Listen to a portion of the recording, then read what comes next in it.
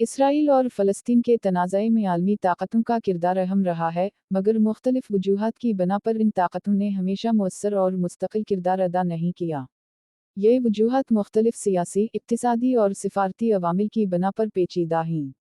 1. जुग़राफ़ियाई और सियासी मफ़ादात। आलमी ताकतों, ख़ास तौर पर अमरीका और यूरोपीय यूनियन, का इसराइल के साथ मज़बूत सियासी और फ़ौजी ताल्लुक़ है।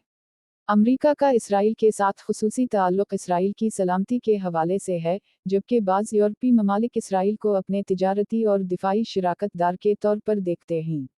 इसके नतीजे में फ़लस्तीनियों के हक़ में फ़ैसला किन इक़दामात की हिमायत कमज़ोर हो जाती है।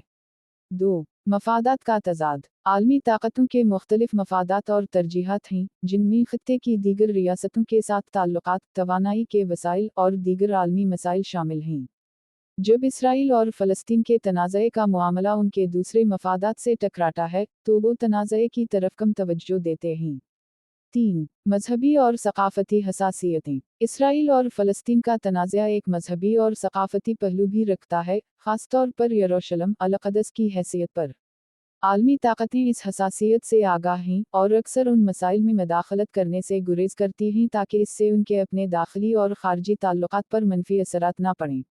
4. दबाव और तवाज़ुन का मसला। आलमी ताकतें इस तनाज़े में किसी एक फ़रीक़ की तरफ खलकर ना तो हिमायत कर सकती हैं और ना ही तनक़ीद कर सकती हैं, क्योंकि इससे ख़ित्ते में उनके अपने मफ़ादात मुतासिर हो सकते हैं।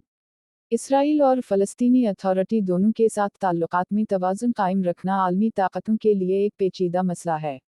5. अमन मुज़ाकरात में नाकामी। माज़ी में आलमी ताकतों ने कई मरतबा अमन मुज़ाकरात कराने की कोशिश की, मगर फ़रीक़ैन के दरमियान एतिमाद का फ़क़दान और दोनों तरफ से समझौते करने में अदम दिलचस्पी ने उन कोशिशों को नाकाम बना दिया। फ़रीक़ैन के दरमियान देरपा अमन का हल तलाश करना आलमी बरादरी के लिए मुश्किल रहा है। 6. आलमी तक़सीम और अदम इत्तिफ़ाक़। आलमी सतह पर इसराइल और फ़लस्तीन के मसले पर इत्तिफ़ाक़ नहीं है। मुख्तलिफ ममालिक इसराइल के हक़ में हैं, जबकि दूसरे फ़लस्तीनियों के हुकूक़ के हामी हैं। इस इख्तिलाफ़ के बाइस आलमी सतह पर एक मुअस्सर और मुत्तफ़िक़ा हिकमत अमली वज़ा करना मुश्किल हो जाता है। 7. ख़ित्ते में दीगर बुहरान। मशरिक़ वस्ता में दूसरे बुहरान, जैसे शाम की खाना जंगी, यमन की जंग और ईरान का न्यूक्लियर प्रोग्राम, आलमी ताकतों की तवज्जो इसराइल और फ़लस्तीन के तनाज़े से हटा देते हैं। इन बुहरानों का हल पहले ज़रूरी समझा जाता है, जिसकी वजह से फ़लस्तीनी मसला नज़रअंदाज हो जाता है।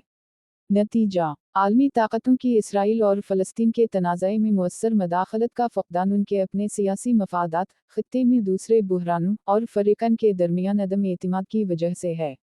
इस तनाज़े के हल के लिए आलमी ताकतों को एक मुत्तफ़िक़ा और मुस्तक़िल हिकमत अमली की ज़रूरत है, जो तमाम फ़रीक़ों के हुकूक़ का एहतिराम करे और आलमी बरादरी के मफ़ादात के मुताबिक हो।